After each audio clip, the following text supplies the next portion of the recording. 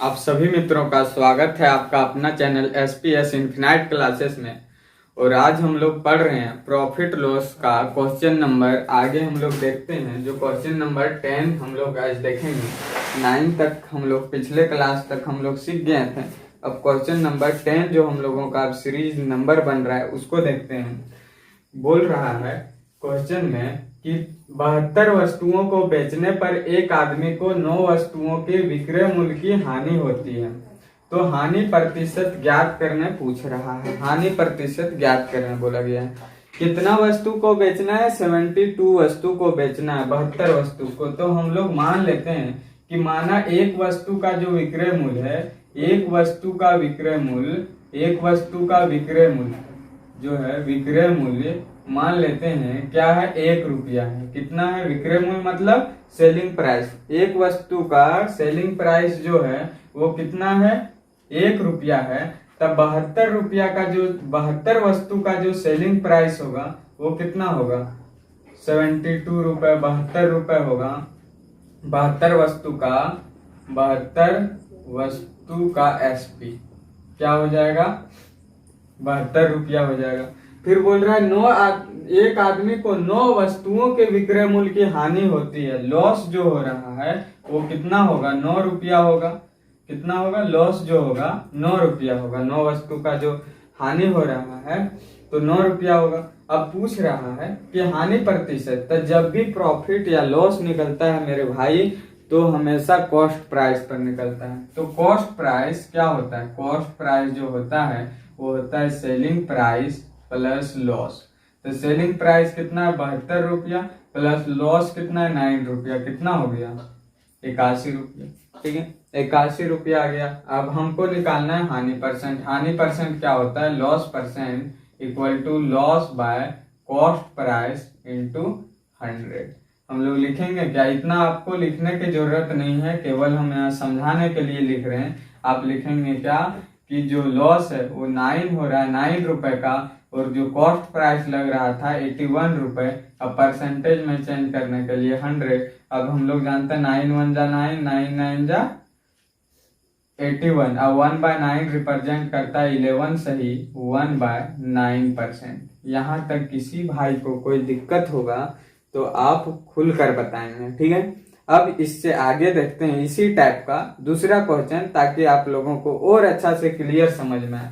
क्या बोल रहा है कि 72 वस्तुओं को बेचने पर एक आदमी को 9 वस्तुओं के विक्रय मूल्य का लाभ होता है। पिछला क्वेश्चन में क्या था? हानि। अब क्या हो रहा है? लाभ हो रहा है। तो आप समझेंगे 72 वस्तु को बेचने पर मान लेते हैं 72 वस्तु का सेलिंग प्राइस कितना है? सेलिंग प्राइस 72 रुपया। आप समझेंगे, मान लेते हैं कितना है? 72 रुपया। एक का सेलिंग प्राइस 1 रुपया, तब 72 वस्तु का सेलिंग प्राइस 72 रुपया मान। 9 वस्तुओं के विक्रय मूल्य का लाभ होता है। तब प्रॉफिट जो हो रहा है 9 वस्तुओं का 9 रुपया होगा क्या? प्रॉफिट। 9 रुपया क्या हो जाएगा? प्रॉफिट। समझिएगा दोस्त, 9 रुपया प्रॉफिट हो जाएगा। अब हमको जो भी लाभ या हानि निकालना होता है कॉस्ट प्राइस में निकालना होता है। तो कॉस्ट प्राइस निकालेंगे तो कॉस्ट प्राइस क्या होता है? Selling price minus profit. Selling price minus profit. तो सेलिंग प्राइस कितना हो गया? सेलिंग प्राइस क्या हो गया? 72 है और प्रॉफिट कितना है? 9। तो जब सब्ट्रैक्ट करेंगे तो एक कितना आएगा? 63। क्या आएगा? 63। कोई दिक्कत? सब्ट्रैक्ट करेंगे, ठीक है। अब यहां से हमको निकालना क्या बोल रहा है? Profit percent. तब प्रॉफिट परसेंट क्या होता है दोस्त कि profit upon cost price into 100। और 9 1 जा 9, 9 7 जा 63, और 1/7 रिप्रेजेंट करता है 14 सही 2/7%। यहाँ तक किसी भाई को कोई दिक्कत तो कमेंट सेक्शन में बताएं। और यदि वीडियो अच्छा लगे तो लाइक करें और शेयर करें और सब्सक्राइब करना ना भूलें, ताकि हम आप लोगों के लिए और वीडियो अच्छा बना सकें।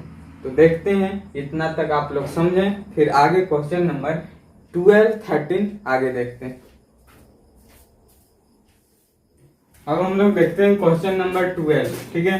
अभी तक 10 और 11 देखें, सेम उसी प्रकार का 12 लेते हैं, जरा सा डिफरेंट करते हैं। गौर फरमाइएगा यहाँ पर क्या बोल रहा है कि 72 वस्तुओं को बेचने पर एक आदमी को 9 वस्तुओं के क्रय मूल्य का लाभ होता है। कितना क्रय मूल्य का? अभी तक जो क्वेश्चन ले रहे थे उसमें विक्रय मूल्य का लाभ और हानि हो रहा था। ध्यान दीजिएगा दोस्त, अभी क्या ले रहे हैं, क्रय मूल्य का लाभ या हानि हो रहा है। तो क्रय मूल्य जब होगा तो मान लेते हैं कि एक वस्तु को बेचने का 72 वस्तु को बेचने पर एक आदमी को 9 वस्तुओं के क्रय मूल्य का लाभ होता है। तो मान लीजिए एक वस्तु का क्रय मूल्य 1 रुपया, तो 72 वस्तु का जो कॉस्ट प्राइस होगा, क्रय मूल्य क्या हो जाएगा, 72 रुपए हो जाएगा। हम लोग मान लिए क्या, एक वस्तु का 1 रुपए माने 1 रुपए क्रय मूल्य कॉस्ट प्राइस, तो 72 वस्तु का कॉस्ट प्राइस 72 रुपया होगा। 9 वस्तुओं के क्रय मूल्य का लाभ होता है, प्रॉफिट कितना है, 9 रुपए मान लिए प्रॉफिट, 9 वस्तुओं का बेचने इतना 9 रुपया होगा। अब बोल रहा है लाभ परसेंट ज्ञात करना है। लाभ परसेंट क्या होता है, लाभ अपॉन मतलब profit upon cost price into 100, यही ना होता है। तो प्रॉफिट कितना 9, कॉस्ट प्राइस 72 इंटू 100, ठीक है। 9 1 जा 9, 9 8 जा 72 और 1/8 12.5% को रिप्रेजेंट करता है। यहाँ तक किसी भाई को कोई दिक्कत तो बताएं, यहाँ तक समझ में आया, ठीक है। अब आगे चलते हैं, हम लोग क्वेश्चन नंबर चलते हैं कितना में, क्वेश्चन नंबर 13 को समझते हैं, ठीक है। इसको हम आप लोग इसको नोट कर लेंगे, इसको रोक के। अब इसके बाद चलते हैं क्वेश्चन नंबर 13,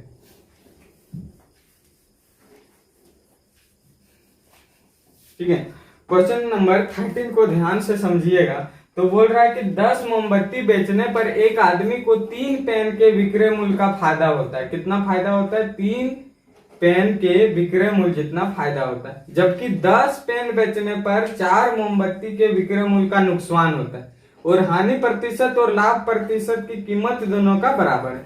मोमबत्ती का क्रय मूल्य पेन के क्रय मूल्य से आधा है। मोमबत्ती का जो क्रय मूल्य है वो पेन के क्रय मूल्य से आधा है। मोमबत्ती और पेन का विक्रय मूल्य का अनुपात ज्ञात करना है, दोनों का विक्रय मूल्य का अनुपात ज्ञात करना है। तो आराम से समझिएगा। सबसे पहले हम लोग मान लेते हैं कि ये है मेरा मोमबत्ती और ये है पेन। जो कीमत है, बोल रहा है मोमबत्ती का जो कीमत है क्या है, मोमबत्ती का क्रय मूल्य पेन का क्रय मूल्य से आधा है। तो सबसे पहले हम लोग यहाँ लिख रहे हैं क्या, क्रय मूल्य। मोमबत्ती का क्रय मूल्य पेन के क्रय मूल्य से आधा है। यदि मान लिए कि पेन का क्रय मूल्य 2x रुपए है, 2x है, तो मोमबत्ती का कितना हो जाएगा, x होगा। यहां तक किसी भाई को कोई दिक्कत नहीं होना चाहिए। अब आगे बोल रहा है मोमबत्ती और पेन के विक्रय मूल्य का अनुपात ज्ञात करना है। तो मान लिए विक्रय मूल्य जो है, विक्रय मूल्य इसको मान लिए कि मोमबत्ती का विक्रय मूल्य a है और पेन का विक्रय मूल्य b है। यहाँ तक किसी भाई को कोई दिक्कत। अब आगे समझते हैं। अब क्वेश्चन के अनुसार क्या बोल रहा है कि 10 मोमबत्ती बेचने पर एक आदमी को 3 पेन के विक्रय मूल्य का फायदा होता है। कितना मोमबत्ती बेच रहा है, 10 मोमबत्ती। तो 10 मोमबत्ती का विक्रय मूल्य जो हो जाएगा वो कितना हो जाएगा। जो सबसे पहले यदि हम बात करें क्रय मूल्य सीपी का बात करें तो 10 मोमबत्ती का सीपी कितना हो जाएगा, 10x होगा या नहीं होगा, ठीक है। अब 3 पेन के विक्रय मूल्य का फायदा होता है। फायदा कितना होता है, 3 पेन के विक्रय मूल्य, फायदा प्रॉफिट जब बात करें तो प्रॉफिट, ठीक है। प्रॉफिट कितना हो रहा है, 3 पेन के विक्रय मूल्य, 3 पेन का जो है वो विक्रय मूल्य क्या माने हैं, b माने हैं, और कितना विक्रय मूल्य, 3 पेन। तो मान लेते हैं प्रॉफिट कितना आ जाएगा, 3b। यहाँ तक किसी भाई को कोई दिक्कत नहीं होना चाहिए। अब इसमें बोल रहा है कि फायदा होता है तो लाभ परसेंट निकलेगा कि नहीं।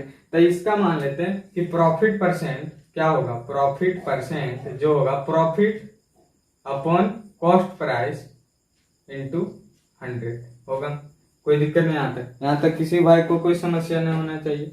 अब आगे क्या बोल रहा है कि जबकि 10 पेन बेचने पर 4 मोमबत्ती के विक्रय मूल्य का नुकसान होता है। अब पेन में चलते हैं। 10 पेन बेचने पर तो 10 पेन का जो होगा वो क्रय मूल्य क्या होगा, 10 पेन का क्रय मूल्य, 10 दूनी 20x होगा।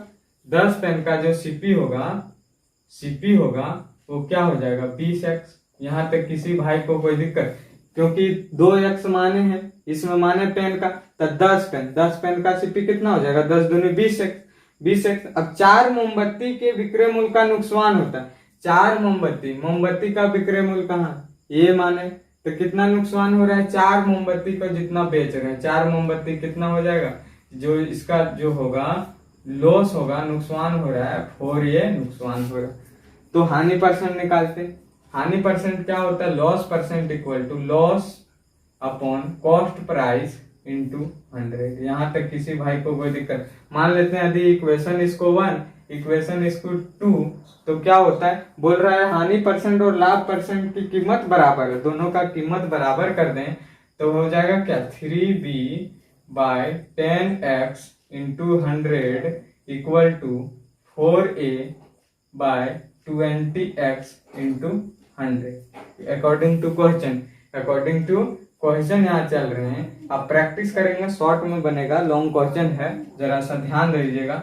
100 कैंसिल हो गया, यहाँ से x कैंसिल, 10 2 जा 20 कैंसिल, 2 2 जा कैंसिल, ठीक है। अब हमको क्या चाहिए, मोमबत्ती और पेन का विक्रय मूल्य का अनुपात, मतलब मोमबत्ती ए बाय बी, बी को इधर ले जाते हैं, ए बाय बी को उधर ले गए तो 3 को इधर ले लेंगे, मतलब ये 2 को, तो 3/2।